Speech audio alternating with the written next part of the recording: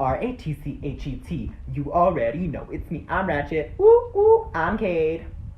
Oh my god, guys, thank you so much for 300 subscribers. I was absolutely shook to see that number go up. Like, you have no idea how much it means to me. So thank you so much, guys. I appreciate each and every one of you. Thank you so much for tuning in. Hope you enjoyed this video. What's up, guys, and welcome back to RatchetCade Rundown. We're here to talk about the lowdown from the week, the good, the bad, the celeb gossip, and the pop culture news. Share this with your mom and grandma. I'm sure they want to talk to you about pop culture news. Share this with your friend. Share it with your sister. I'm sure they would love to hear about Lizzo getting almost sued. What? I didn't say that. Watch ahead for more. Kylie sold most of Kylie Cosmetics? James Charles is getting a show? Demi Lovato has a new boyfriend? What? Watch ahead for more updates on these topics. Oh my god! Ellie Goulding, that's a name we haven't heard on this show ever. She's never in the headlines. But now Ellie Goulding is threatening to cancel her NFL Thanksgiving show because of the Salvation Army's homophobia. So, the halftime show always marks the beginning of the Christian charity's Red Kettle campaign every year, which provides food and shelter to the homeless. However, her followers were quick to point out that the Salvation Army has a history of discrimination against the LGBTQ community. How can an organization that helps people be discriminatory? I don't get that, I'm sorry. Posted a photo raising awareness, praising the work that they do. Now, don't get us wrong, what they do for people is amazing and they help so many people, but their views aren't the most open, let's just say that. So Ellie commented back to the people and said, upon researching this, I have reached out to the Salvation Army and said that I have no choice but to pull out unless they very quickly make a solid, committed pledge or donation to the LGBTQ community. Then she said that she's committed to supporting everyone while still supporting the homeless people. So of course the Salvation Army responded by saying that they would never deny anyone help or deny anyone based on sexual preferences, and they don't discriminate. Although there have been many stories over the past couple of years of them denying help to people who are transgender. So, hypocrite much. However, there was no mention about a donation or pledge to the LGBTQ community, and it even looks like Ellie is still making a decision. So, I don't know, but Thanksgiving is coming up real fast, girl. But, I mean, at least we can say queen for standing up for, the right thing and knowing that she is right. Props to her. Gotta love our underrated girl. Ellie, you're never in the news. We miss you, we love you. Thanks for standing up for us, okay? Alright everyone, now I'm sure you've heard the words Taylor Swift and Scooter Braun in the news lately, and that is one of the messiest things that I have literally heard of. It is crazy to talk about. So stay with me, this is long, and I'm going to have to read off my script that I wrote here because this is a story and a half, honey. So, Taylor Swift rekindled her feud with Big Machine Records producer Scooter Braun after telling the internet that she was blocked from performing at the American Music Awards because she didn't own the rights to her music anymore. She posted this very long rant on Twitter, which you can go look at right now, or actually I'll put it right here. Pause the video and read it if you want. She posted this very long rant basically saying that they're bullying her and making her music not hers anymore. So I'm gonna give you a little bit of a backstory. So the backstory is her former record label sold her master recordings for $300 million without her knowledge, leaving her in a sticky situation and not owning her songs anymore. She wrote them, she's saying, how can you even do that? Oh my god. She admitted a while ago that she was going to re-record her first 6 albums when she was legally allowed to, which will be November 2020. Hashtag can't wait. But until then, her former record label is trying to make her life a living hell. Scott Borchetta and Scooter Braun have now said that I'm not allowed to perform any of my old songs on television because they claimed that would be re-recording my music before I'm allowed to next year, Taylor said with her lengthy Twitter post. She then said that they gave her an option if she wanted to be able to sing her old songs. There were 2 conditions she had to follow. 1 being that she can't re-record her songs next year, and 2 being that she needs to stop publicly speaking out about Scooter and Scott. Taylor felt stuck and almost blackmailed, of course, and asked fans to talk some sense into the men who are exercising tyrannical control. She also added, I've tried working it out privately through my team, but have not been able to resolve anything. In response to people who are wondering why she made this public on the internet and not kept it between her team. She's tried everything, and she literally, her last chance is turning to her fans. I mean, the fans are the most powerful thing you got. Big Machine Records, now hold up. We can't end there, because that post got tons of attention, of course. Big Machine Records responded calling Taylor a liar, saying at no point did we say Taylor could not perform at the AMAs or block her Netflix special. She claimed that they wouldn't let her use her old music in her Netflix documentary that's coming out, and I mean, how can you make a documentary on your life if you can't use your old music? A little confusing, and okay. They continued, "In fact, we do not have the right to keep her from performing live anywhere." Then, if you're still with me, come on people, Taylor's publicist claimed Big Machine Records was lying and flat out denied the request for the AMAs and Netflix documentary. So who's telling the truth here? Taylor, Big Machine Records? It's really a big controversial issue right now. But Taylor's publicist, I mean, she's pretty trustworthy. Fast forward a little bit and Big Machine Records headquarters in Nashville just was forced to close down because of the death threats and harassment. Honestly good, I mean, fuck them. With Taylor set to perform, countless celebrities are weighing in on this whole feud, most of them on Taylor's side, but some, Justin Bieber, believe Taylor's in the wrong here, and I don't know how, but he's been doing a lot of crack, so. Everyone from Gigi Hadid to Camila Cabello to Halsey to Sarah Bareilles, which is pretty random, I know, have been calling this tremendous, ridiculous, and terrible and unfair treatment. Her best friend Selena Gomez even went off like a damn queen, basically saying in a long-ass post on her Instagram story that Taylor is a damn queen and has worked her ass off since she was 14 years old, and that everyone needs to help her out and she said that this makes her extremely sick and angry. And you can read the full thing right here because, oh my god, she's such a good friend. I'm in love with Selena. Queen, I would marry her if I didn't like boys. Now the AMAs are coming up. Okay, actually when I post this, the AMAs are today. The AMAs are tonight, guys.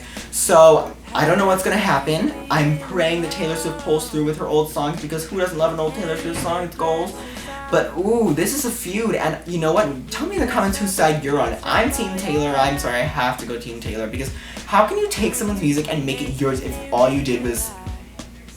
What did they do? I mean, she sang it, she wrote it.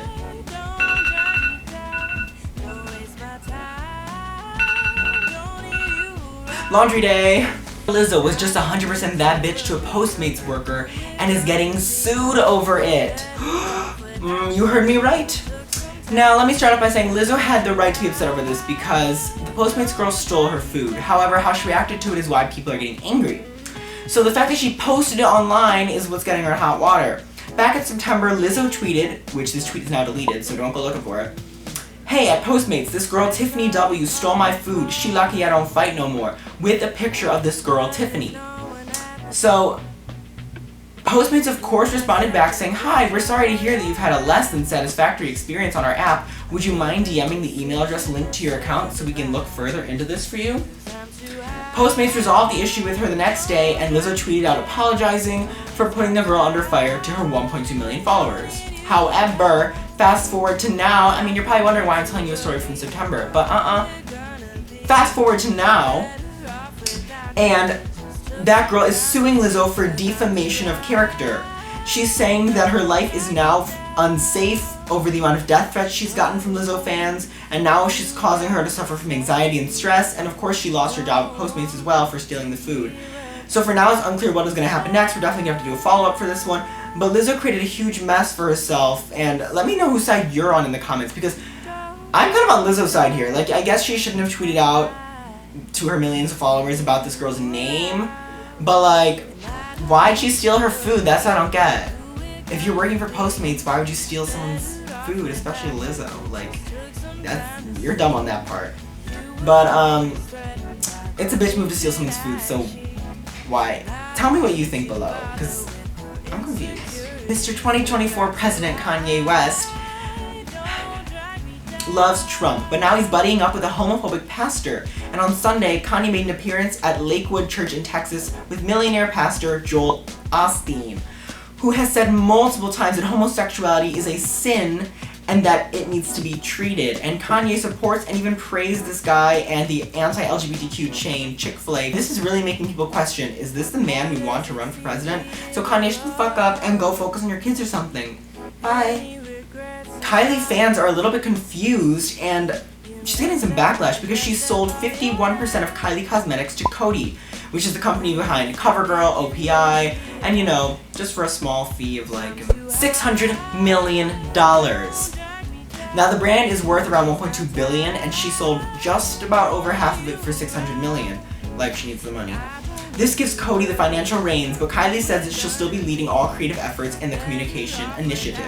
So although she doesn't own the majority of the company anymore, she's still going to be the face of the brand, and will support and promote it regularly, adding that this partnership will allow me and my team to stay focused on the creation and development of each product while building the brand into an international beauty powerhouse. Girl, it already is. Do you think it's bad that Kylie sold her own self-made billionaire company to a corporate business already, or is all you heard $600 million? Let me know what you think, because I mean, she doesn't need the money, so that was a little bit selfish of her, and like, it's her brand. But I guess if her life is too crazy with her reality show and her kids and everything, kind of split on this one. But let me know what you think below. I mean, people are kind of mad that she's selling her own brand and more than half of it, so now she's not even like the primary holder in this whatever, I don't know. Now it's time for our weekly fast facts. To begin with, Demi Lovato, if you haven't heard, has a new boyfriend and after ages of being single. She made it Instagram official when she posted a mirror pic with Austin Wilson, a model, kissing her with a caption that says, "My love." How cute. He seems sweet. He loves Demi, so let them just be happy because she needs to get her mental health back on track. And you know, it's fun seeing her with a man because she's been lonely for so long. People can't stop talking about Harry Styles and the major shade he threw on Zayn on his SNL appearance. So, on national TV, he joked, "I love those guys. They are my brothers, Niall, Liam, Louis, and Ringo. Yeah, that's it. I'm just so grateful Simon Cowell grew us in those test tubes." After being asked about the band leaving and splitting up, and everyone's laughing at this, but also people are like, ooh, cold, because he didn't even say Zayn's name, and you know, there was hot water between them because he left the band a year before it disbanded. So fans were a little bit like, ooh, there's some hot water still. But in addition to that, if that wasn't enough, in the hilarious Sara Lee Bread skit that Harry did, which I recommend you watch, it's so funny, he's pronounced Shawn Mendes' name like Shawn Mendes, leaving fans laughing at this and Shawn tweeting, "Yeah, that's officially how it's pronounced now." Oh, Harry, we love you. You keep making headlines for the dumbest reasons, but you're funny, so. So I'm sure you've heard about Billie Eilish's new song, Everything I Wanted, because it's on the top charts, it's everywhere you can see. But she just dropped it, it's blown up the charts But the story behind it has just been released and it's really dark. She said it's about her relationship with her brother Phineas, who's also an artist, I don't know if he knows music. And she started writing this after she had a dream where she killed herself and no one cared, saying in the dream, all of my best friends and the people that I worked with basically came out in public and said like, oh, we never liked her. And in the dream, fans didn't care, the internet shit on me for killing myself, all this stuff, and really did mess me up. In the chorus, she explains that her brother helped her through these dark times and how she has unconditional love for her brother. So I guess it has a sad but loving meaning in the end. Still a great song though. Now, unless you've been living under a damn rock, you have not heard about Disney Plus. But literally, it's the talk of the town, it's the talk of the internet. It's all I see on social media, it's all I hear people talking about, it's all I see on TikTok. Disney Plus is out if you haven't heard. And the launch had people eager to check it out and compare to Netflix, of course. But it's safe to say that Disney Plus isn't going anywhere. People are downright obsessed with it. It is outright, and its outrageous amount of options, everything from every Disney Channel show, Pixar movie, Star Wars film, Marvel film, etc. And has a new High School Musical reboot show that actually people were expecting to be dumb and cheesy, but I heard is kind of good. And in addition to all of this, it's only $6.99 a month, which is way lower than Hulu, Netflix, Amazon Prime, all their rates, way lower. So, watch your back, Netflix! Now also, if you don't have the internet or TikTok, then you may not know this, but Victorious just dropped on Netflix all the seasons and people are going crazy. The internet has blown up and brought this obsession with Hollywood arts, Tori Vega and our girl Ariana Grande back, blowing up TikToks with thousands of Victorious-related content and conspiracies, so safe to say we know how most of America will be spending their Thanksgiving and winter break. Now it's time for some YouTuber news. Of course, we're starting off with James Charles. It's just inevitable at this point. He's gonna be here. Okay, so get over it. And what a shock. Making another appearance, he has just announced that he'll be launching a makeup reality show. He announced on his YouTube channel that this will be a makeup competition show coming spring 2020. It's gonna be a 4-part YouTube original series called James Charles Instant Influencer. Oh wow, he's so humble.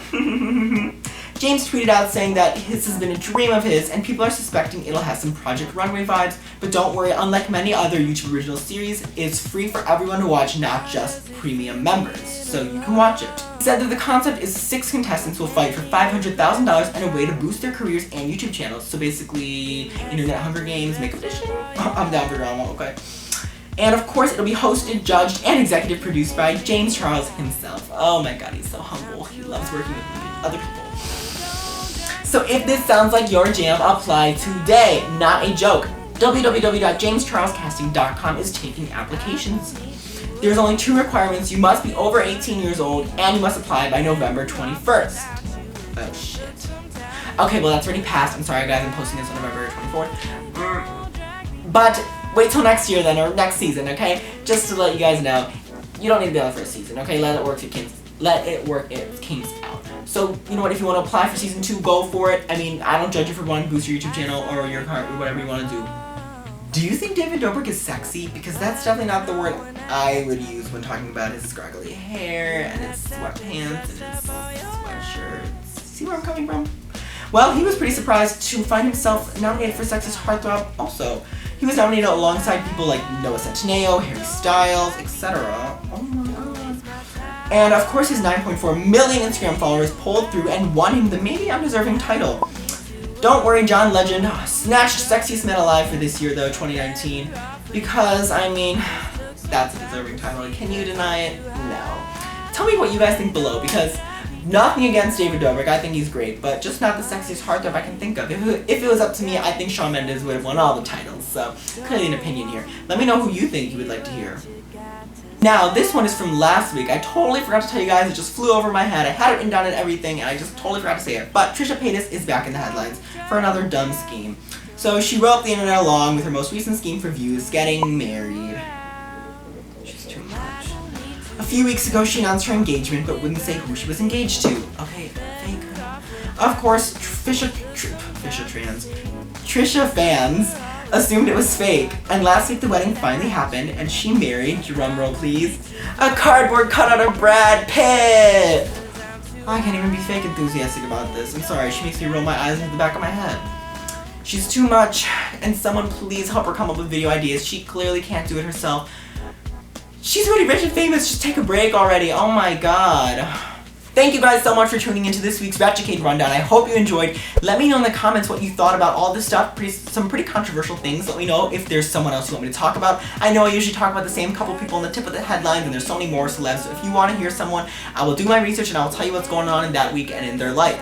Also, don't forget to like, comment, and subscribe. Please, please, please. It makes such a big difference in my life, and I can make so much better content for you guys. Also, don't forget to follow my Snapchat, Instagram, Twitter, and TikTok, and read my blog on Medium.com if you don't have time to watch the whole video, or if you just want a more in-depth, or if you like reading, whatever. Go to Medium.com, check it out. I'd love it if you did. And thank you guys so much for watching. Please like and subscribe. Don't forget to tune in next week for some more gossip. So if you're born like me and want the boiling hot tea, then tune in. And don't forget to stay ratchet. See you guys.